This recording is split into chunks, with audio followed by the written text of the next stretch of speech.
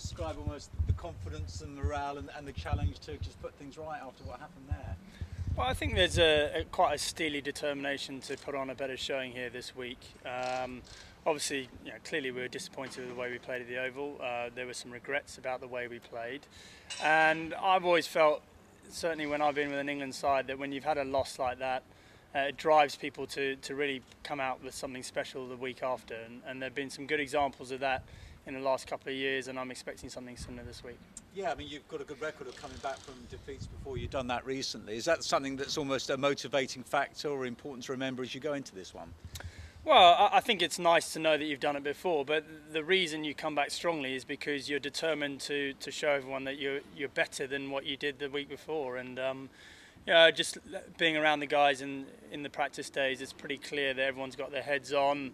They're determined to come out firing this game and obviously trying to put South Africa under pressure. So, we're quietly confident. We obviously can't afford to make any mistakes now. It's a bit do or die time. But that sort of pressure can be a good thing as well. So, we're excited about this week, and I'm certainly very confident the guys will come out and play well. What's been the main emphasis of the work? I guess psychologically, really. I mean, physically, you're all topped up. Psychologically, what's the work been behind the scenes to get right for this one?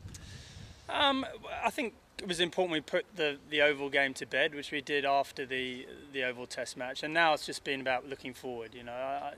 There's no point in looking back too much in professional sport, and certainly the most important thing is we learn the lessons from last week, but also realise that this is going to be a different game of cricket in differing conditions. So we need to get our heads around the challenges that we're going to have to overcome this week. We've had a good chat about that, and now it's just a case of us going out and delivering. And we've got a lot of experienced cricketers there, a lot of guys who've played a lot of Test matches, who know how to get themselves up for important Test matches, and I'm sure they'll do it again this week. I know you know and name your team, but Andy Farr did almost tell us practically that you stick by your four bowlers, your tried and tested methods of the past. But within that, Andy, do you envisage any changes? Will you look to sort of freshen things up a bit? Well, we've got options, obviously. It's quite an interesting looking wicket at the moment, so it's definitely one of those that we'll have to see it in the morning before deciding which way we're going to go. But obviously, all 13 in our squad have got a chance of playing. Yeah. I was going to say, looking at the wicket, Andrew, is there a tinge of green? I know it does change quite a lot overnight, but particularly with overhead conditions here, are you expecting the ball to do a little bit more than the Oval? Yeah, I think so. I mean, it usually does a bit more here first innings.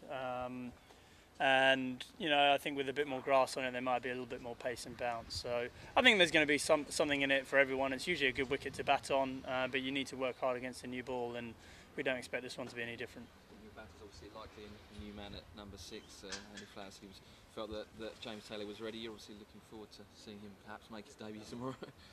Yeah, absolutely. I mean, I've played against him a few times for Middlesex. I've always been impressed with his method. He's got a very clear game plan, and he's always come and done well for the Lions when he's had the opportunity to represent England at that level. So that suggests to me he's got a good temperament and a good character. It's obviously a fantastic opportunity for him, and I know he's very excited at the prospect of playing, and I'm sure that if he does, he'll make a really good fist of it.